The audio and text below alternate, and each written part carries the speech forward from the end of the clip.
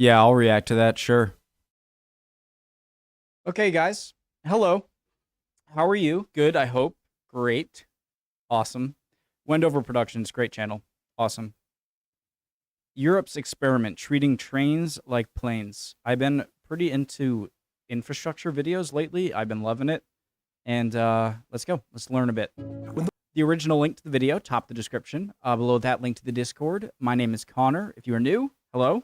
Nice to meet you, sir or madam. Let's go. The world thinks of Europe, they think of the trains. No continent's countries have so collectively chosen to develop such dense and efficient networks of passenger railways. One can step on a train above the Arctic Circle in Narvik, Norway, travel exclusively on the rails, and end up all the way at the continent's border with Asia in Istanbul. But it's not going to be efficient. That's because, while possible, this routing touches on the network's fatal flaw.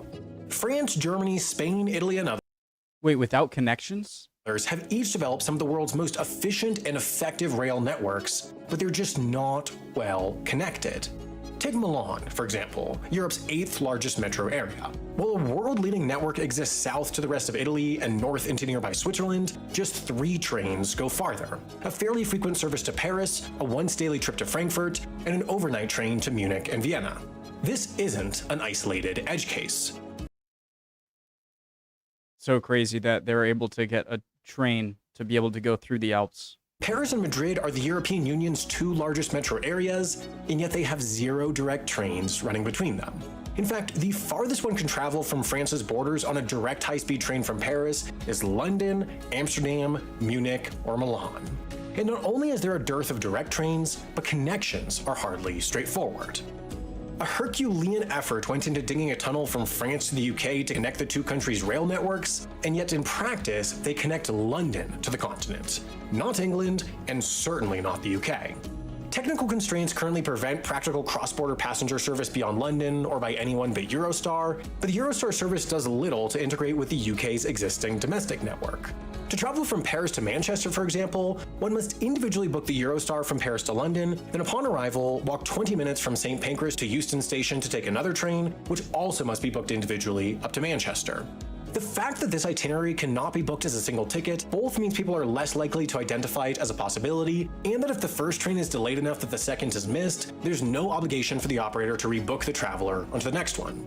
So, while only 4 hours of train travel stand between France's largest and the UK's second largest city, a competitive number versus air travel, these inefficiencies functionally increase it to an untenable level. The competitor, planes, also significantly undercut trains on fares. Unlike airlines, who price connecting Guys, can I itineraries. just say quick? A giant factor would be how difficult. So, just saying there are no connecting trains, how difficult is it to go, okay, you have to get off here to go from where you get off to the connecting train that you have to take to go further towards your destination? Because if it's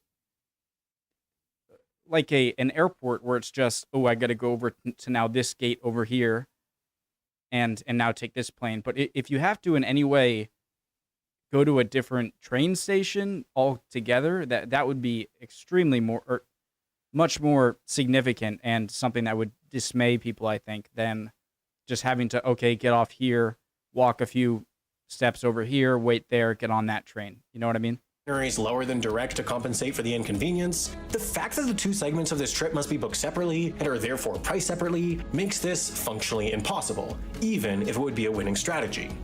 One would be lucky to find a combination of train fares totaling $150 between Paris and Manchester, while airfares on this route typically sit below $100. This phenomena is consistent continent-wide. Average train fares between Paris and Barcelona typically sit 3 times higher than airfares. From Amsterdam to 53? London, it's 4 times higher. Cases like Milan to Frankfurt do exist, where trains only cost marginally more, but It's $53 to go. That's it, to go from Paris to where was it? Madrid or Barcelona? Either one. That seems insanely cheap. that's not the average. In Europe, crossing borders by rail is more expensive and less convenient. This is no coincidence. The better part of a century ago, as Europe rebuilt and reconnected in the wake of World War II, countries across the continent searched for opportunities to revitalize their war-torn economies. A number of them, especially warm southern nations like Spain and Italy, identified the potential of tourism. This conveniently coincided with the opening of the jet age, in which new aircraft development and economies of scale made air travel faster and more affordable. Package holiday providers took advantage of this to offer increasingly inexpensive trips to increasingly far-flung destinations, and some even went further to set up airlines entirely dedicated to flying vacationers like Condor and Britannia Airways. As travel abroad became affordable, cooler coastal towns closer to home, like England's Margate, Torquay, and Blackpool, started a slow slide into ruin. But simultaneously, to the south, tourist numbers exploded as sunny seaside towns quickly developed into destinations. The oil crisis in the 70s stunted this growth, but it soon accelerated again in the 90s as the business model pioneered by Condor, Britannia, and others was refined and innovated upon. The budget airline was formed. Ryanair, EasyJet, and others not only offered lower fares by themselves, they also added market pressure that pushed down airfares industry-wide. Flying was now an approachable luxury, and destinations previously too far for a practical vacation became the most intuitive options. Decades on, budget airlines have thoroughly taken over travel across Europe. They grew out of connecting the north of Europe to its south, but today go east, west, and everywhere in between. Meanwhile, however, trains. The same oil crisis that stunted the growth of international vacationing in the 70s accelerated the development of high-speed rail. Facing a similar resource scarcity decades before, Japan captured the world's attention by opening the first electric high-speed rail service between Tokyo and Osaka, the Shinkansen. Embarrassed by being beaten to the punch, major economies globally started developing their own plans for electric high-speed rail. While the US, UK, Italy, and others made marginal progress in speeding up their trains, the first to What was that? Was that a rocket-powered or a jet plane, or is that a turbine or a It reminds you of you know those like Louisiana, like Everglades type boats with that have like the giant fan on the back and no motor.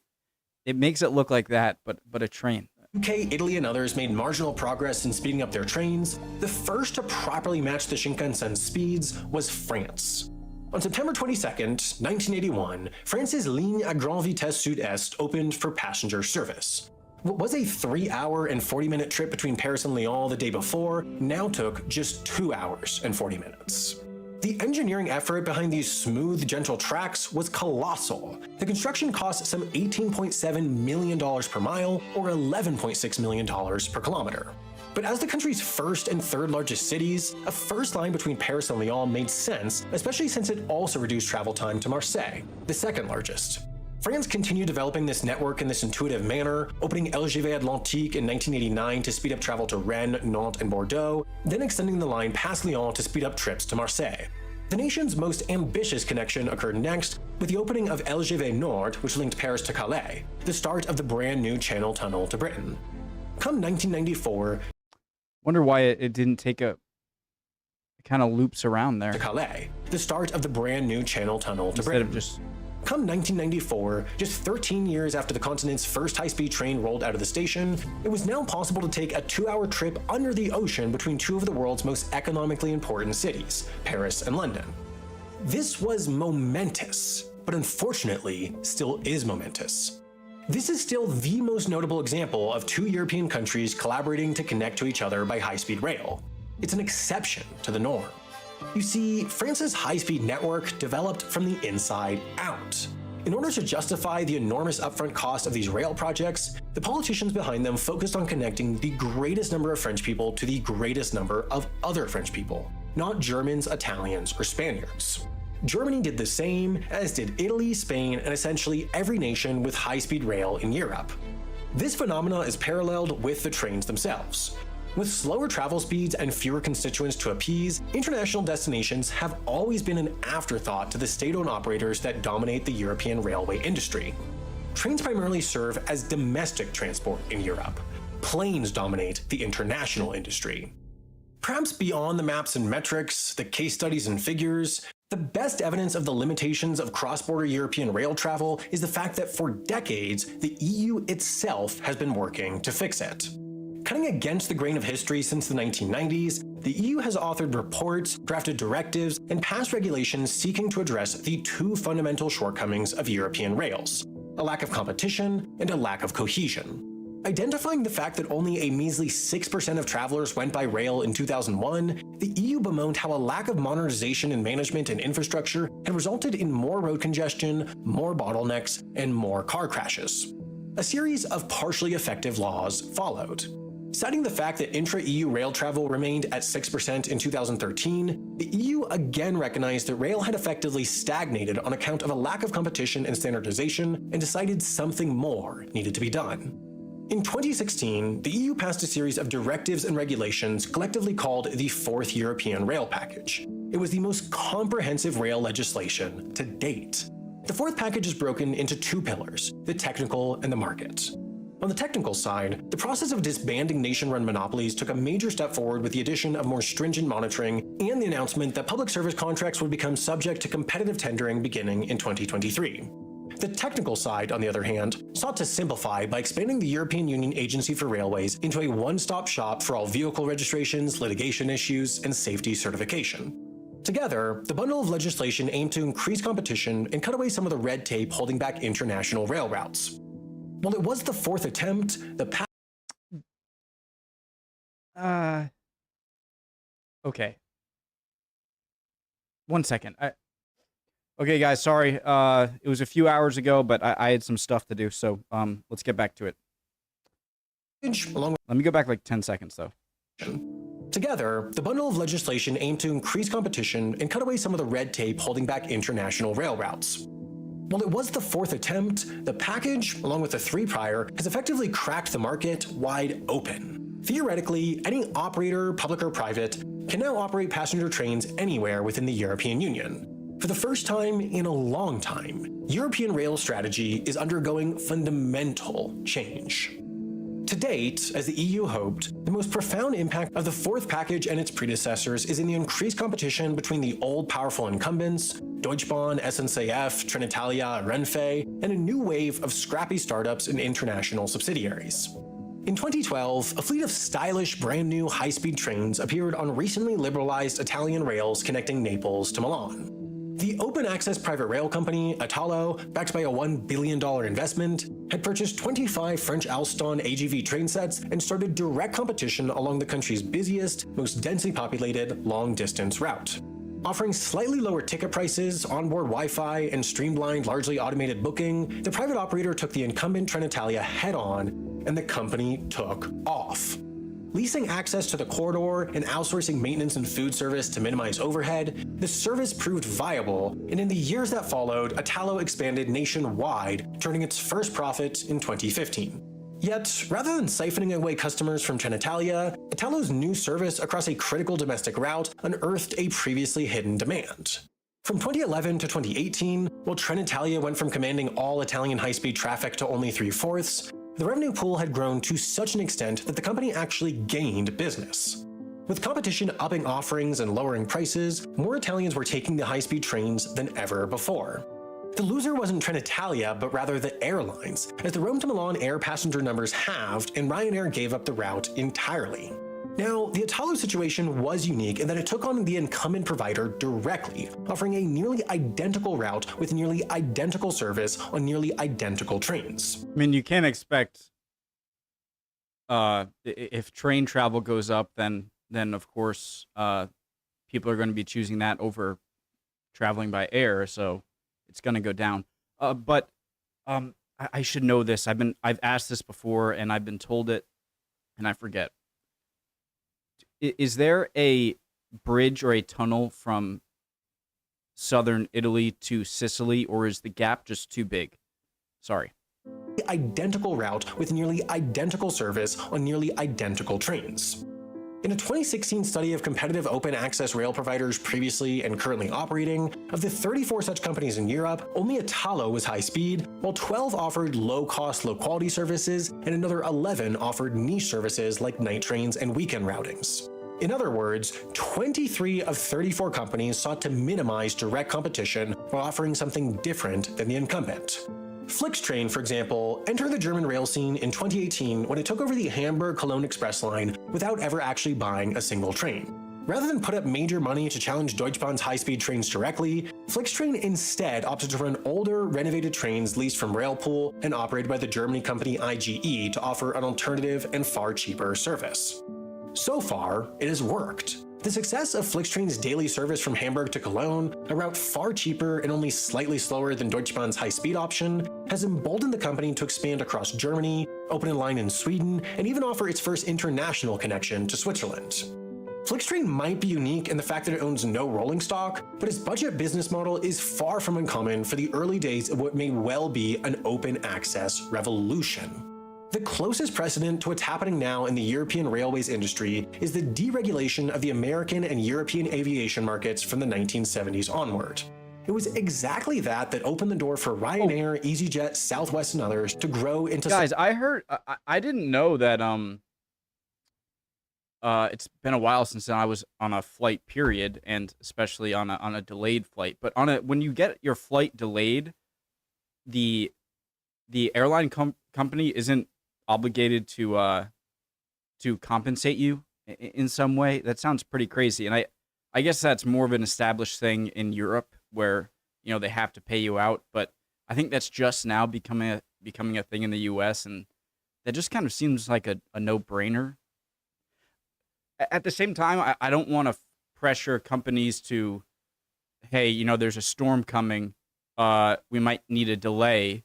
Oh, but then we'll have to pay this, and so risk it and just go through the storm. But that doesn't appear to happen in Europe. So some of the world's likely that opened the door for Ryanair, EasyJet, Southwest, and others to grow into some of the world's largest and most influential airlines. No longer did airlines have to charge the fares, fly the routes, and offer the service that the government dictated.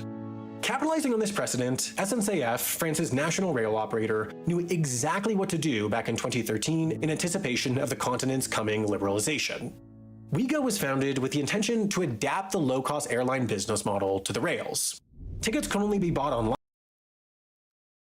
Tickets can only be bought online, rather at labor-intensive ticket counters. Upcharges were abundant, with luggage and even the use of electric outlets costing extra. Legroom was tighter, staffing was more limited, and daily train utilization was higher. All around, the experience was worse, but like its airborne equivalent, this was a compromise people were willing to make in exchange for its rock-bottom prices. While its full-service equivalent offers the 90-minute trip between Rennes and Paris for no less than $36, Ouigo sells the same route for as little as $16. While SNCF always had the ability to undercut itself within France, Ouigo was founded with an eye towards the future we're now living through. It was a test, and seemingly a successful one. How long is that, Rennes to Paris? A few hundred miles? But the ultimate ambitions of Ouigo laid well beyond its home country. In 2020, when Spain opened up its lines for closely monitored competition, Ouigo España was ready, and in 2021, France's national rail operator started its first route entirely within Spain, Barcelona to Madrid. In quick succession, and in direct response to the success of Ouigo in France, Spain's national operator Renfe founded Avlo to also offer low-cost service between the two cities, and a third competitor, Iryo, is also expected to commence operations on the route later in 2022. Including the incumbent full-service high-speed train operated by Renfe, that means this route will see 4 different services competing head-to-head between the same cities. Barcelona to Madrid is becoming the world's most competitive rail route. A certain extent of this cost-differentiated head-to-head competition seemingly can work, based on the experience of Italo in Italy and based on the experience of budget airlines. For example, on the London to Barcelona air route, British Airways and Iberia passenger numbers stayed relatively consistent throughout the early 2000s, while nearly all of the growth can be attributed to EasyJet and Ryanair entering the market. The budget operators didn't only capture demand, they created it. Ouigo has observed something similar. Of passengers surveyed shortly after launch, 50% indicated they would have otherwise taken the full-service alternative, but crucially, 25% say they would have taken the car, bus, or plane, and another 25% say they would have not traveled at all. Given the parallels in this phenomena, that means low-cost rail operators don't need to work within the context of current demand. They don't need to compete head-to-head on the continent's busiest routes like Barcelona to Madrid, Paris to Lyon, or Milan to Rome. Sorry, how beautiful is that? head on the Sorry, continent's pay attention. Okay. need to work within the context of current demand. They don't need to compete head-to-head on the continent's busiest routes like Barcelona to Madrid, Paris to Lyon, or Milan to Rome. Because they're creating rail demand, they can create routes that previously could not have profitably operated given lower passenger numbers. This was how budget airlines took over the world, not through direct competition, but through induced demand. So, continuing the parallels with budget airlines, what we'll likely see going forward is route innovation, especially focused on appealing to leisure travelers. The French Riviera is an extremely popular vacation spot, but the stretch from Caen to the Italian border currently only sees long-distance service on major routes to major French cities. However, a private low-cost rail operator could take a page out of Allegiant Airlines' playbook, for example. They're a US airline focused on connecting small towns to popular vacation spots like Las Vegas and Florida through low-cost flights a few times a week. This is centered on the principle that vacationers will schedule their trips around convenient transport, unlike business travelers, to keep to their strict schedule. And the fact that Allegiant has one of the world's highest airline profit margins proves this principle true. Similarly, one could imagine a private low-cost operator running a twice-weekly train starting in the early morning from Quimper in Brittany, stopping at small towns like Lorient, Vannes, and Redon on its way to Rennes, and speeding down on the high-speed lines to Marseille before dropping passengers off at all the small coastal towns up until the Italian border. Vacationers would plan around this convenient transport, and the business model could prove similarly profitable.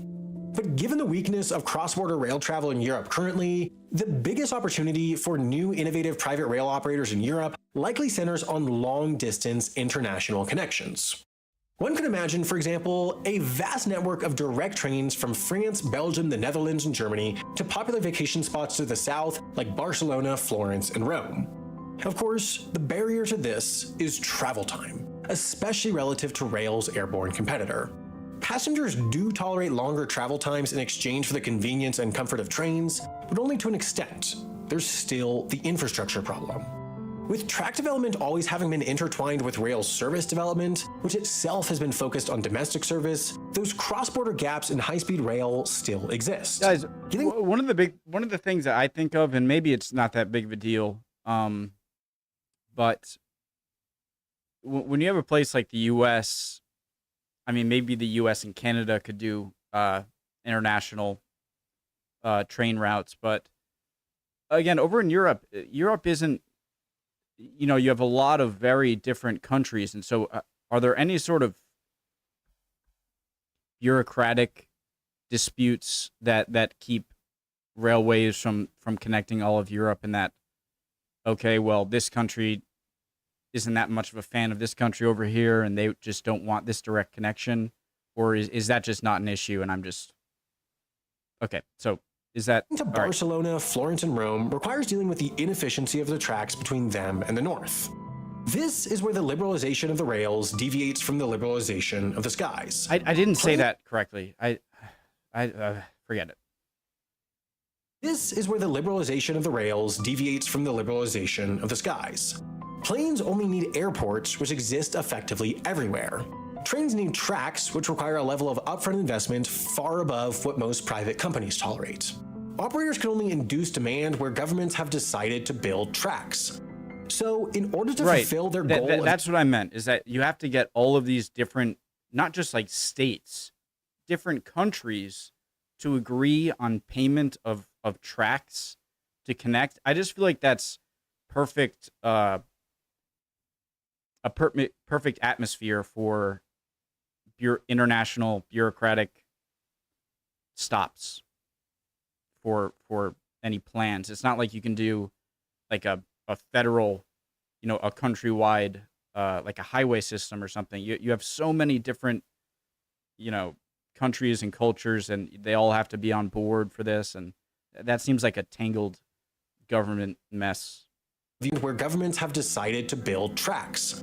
So, in order to fulfill their goal of usurping the aviation industry and unlocking the full potential of the next era of rail development, Europe has to find a way to view infrastructure from the continental scale rather than a national one. It has to invest in connectivity. But that next era has already started. Relative to the aviation industry, Europe's rail industry is roughly here, somewhere between 1980 and 2000, as deregulation took full force.